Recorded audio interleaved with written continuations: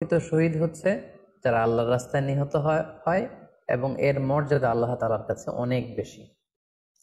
কিন্তু এই শাহাদাতে হাকিকি বা প্রকৃত শহীদ ছাড়াও আরো অনেক মৃত ব্যক্তিকে আল্লাহ রাসূল সাল্লাল্লাহু আলাইহি ওয়াসাল্লাম শহীদি মৃত্যুর সুসংবাদ দিয়েছেন। তারা জেহাদে অংশগ্রহণ করেনি, তারা কাফিরদের আঘাতে নিহত হয়নি, তারা প্রকৃত শহীদ নয়, কিন্তু কিয়ামতের দিন তারা শাহাদাতের মর্যাদা লাভ করবে। তারা কারা?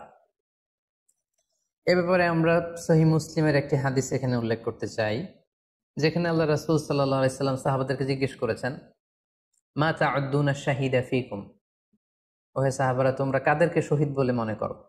সাহাবারা বললেন, যারা আল্লাহর রাস্তায় নিহত হয় তারা শহীদ।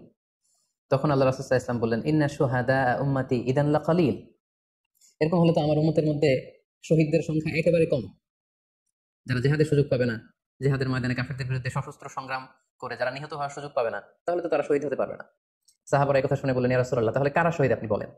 তখন আল্লাহ রাসূল সাল্লাল্লাহু আলাইহি ওয়াসাল্লাম বললেন যে যারা আল্লাহর রাস্তায় নিহত হয় তারা তো শহীদ বটেই, পাশাপাশি ওমান মাতা ফি তাউনি ফাহুয়া শাহীদ, মহামারীতে যারা মারা যায় তারাও কিন্তু শহীদ। প্লেগ রোগে বা মহামারীতে, এই যে করোনা ভাইরাসের সময় যারা ঈমানের সাথে ইন্তেকাল করেছে তাদেরকেও আল্লাহ তাআলা শাহাদাতের মর্যাদা দান করবেন। ওমান মাতা ফিল বাতনি ফাহুয়া শাহীদ, পেটের পীড়ায়, পেটের কোনো রোগে যদি কেউ আক্রান্ত হয়ে মারা যায় সে কিয়ামতের দিন শাহাদাতের মর্যাদা লাভ করবে। ওয়াল গরিকু শাহীদ, পানিতে ডুবে যদি কেউ মারা যায় সেও শাহীদ। এভাবে অন্যান্য আরো অনেক হাদিসে, কোনো হাদিসে 5 জন, কোনো হাদিসে 7 জন, কোনো হাদিসে আরো বেশি, এভাবে আরো অনেক ব্যক্তিকে আল্লাহ রাসূল সাল্লাল্লাহু আলাইহি ওয়াসাল্লাম শাহাদাতের মর্যাদা লাভে তারা কিয়ামতের দিন ধন্য হবে এই মর্মে তিনি আমাদেরকে জানিয়েছেন। সুনানে নাসাইর একটি বর্ণনা থেকে আমরা জানতে পারি, আল্লাহর হাবিব সাল্লাল্লাহু আলাইহি ওয়াসাল্লাম বলেছেন, মান কুতিলা দুনা মাজলামাতিহি ফাহুয়া শাহীদ, অন্যায়ভাবে যদি কাউকে হত্যা করা হয়, হি ইজ ডিফেন্ডিং ইনজাস্টিস, অন্যায় প্রতিরোধে সে মারা গিয়েছে, এরকম মৃত্যুকেও তিনি শাহাদাতের মৃত্যু বলে ঘোষণা করেছেন। সুনানে তিরমিজির আরেকটি বর্ণনায় আল্লাহ রাসূল সাল্লাল্লাহু আলাইহি ওয়াসাল্লাম আরো কিছু ব্যক্তিকে শহীদ বলে ঘোষণা করেছেন। যেমন তিনি বলেছেন, মান কুতিলা দুনা দীনিহি ফাহুয়া শাহীদ, কেউ তার দ্বীনকে হেফাজত করতে যেয়ে যদি মৃত্যুবরণ করে সে শহীদ। ওমান কুতিলা দুনা দামিহি ফাহুয়া শাহীদ, নিজের রক্ত বাঁচাতে যেয়ে যদি কেউ মৃত্যুবরণ করে শহীদ। তার সম্পদ বাঁচাতে যেয়ে যদি মৃত্যুবরণ করে সে শহীদ। তার ফ্যামিলিকে সেভ করতে যেয়ে কেউ যদি মৃত্যুবরণ করে সেও শহীদ। তার সম্মান, ইজ্জত, তার স্ট্যাটাসকে বাঁচাতে যেয়ে যদি কেউ মৃত্যুবরণ করে সেও শহীদ। আরেক বর্ণনায় আমরা জানতে পারছি, আল্লাহ রাসূল সাল্লাল্লাহু আলাইহি ওয়াসাল্লাম বলেছেন, ওয়াসাহিবুল হাদমি ফাহুয়া শাহীদ, অর্থাৎ ধ্বংসস্তূপের নিচে চাপা পড়ে যদি কেউ মারা যায় বা কোনো দেয়ালের নিচে চাপা পড়ে যদি কেউ মারা যায় সে শহীদ। ওয়াসাহিবু যাতিল জানবি শাহীদ, অর্থাৎ ফুসফুসের কোনো রোগে, লেটসে লাং ক্যান্সারে যদি কেউ মারা যায়, ফুসফুসের কোনো ভয়ানক রোগে যদি কেউ মারা যায় সে শাহীদ, শহীদের মর্যাদা পাবে। আল হারিকু শাহীদ, আগুনে পড়ে যদি কেউ মারা যায় সেও শহীদ।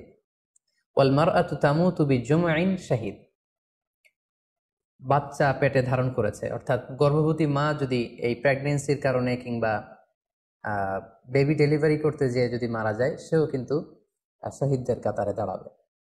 এভাবে আমরা বিভিন্ন হাদিসের আলোকে এবং আল্লাহ রাসূল সাল্লাল্লাহু আলাইহি ওয়াসাল্লামের সুসংবাদ বাণীর আলোকে আমরা বুঝতে পারি যে আল্লাহর রাস্তায় যারা জিহাদ করে আল্লাহর দ্বীনকে বিজয়ী করতে যে মৃত্যুবরণ করেছে তারা হচ্ছে প্রকৃত শহীদ।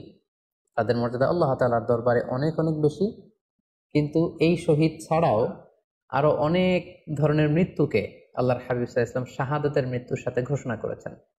সো যারা জেহাদে মারা গেল তারাই শহীদ, বাকিদেরকে শহীদ বলা যাবে না, এই কথাটি ঠিক নয়। বরং আল্লাহ রাসূল সাল্লাল্লাহু আলাইহি ওয়াসাল্লাম নিজেই চেয়েছেন, তিনি বলেছেন যে তোমরা যদি শুধু এই এক শ্রেণীকে শহীদ বলো তাহলে তো আমার উম্মতের মধ্যে শহীদের সংখ্যা একেবারে কম। আর আমি চাই আমার উম্মতের মধ্যে থেকে অনেক সংখ্যক লোক এই শাহাদাতের দারাজা, এই মর্তবা, এই মর্যাদা লাভ করে ধন্য হোক। তাই আমরা যে কেউ একটি বর্ণনার কথা বললাম, এছাড়াও আরো অনেকগুলো বর্ণনা আছে। এই ধরনের মৃত্যু যারা বরণ করেছে, লেটসে পানিতে ডুবে, আগুনে পুড়ে, পেটের পীড়ায়, নিজের সম্পদ বাঁচাতে যে, অন্যায়ের প্রতিরোধ করতে যে, সন্তান ভূমিষ্ঠ করতে যে, এরকম যত ধরনের মৃত্যু রয়েছে এ ধরনের মৃত্যুকে আল্লাহ রাসূল সাল্লাল্লাহু আলাইহি ওয়াসাল্লাম শহীদি মৃত্যু বলেছেন।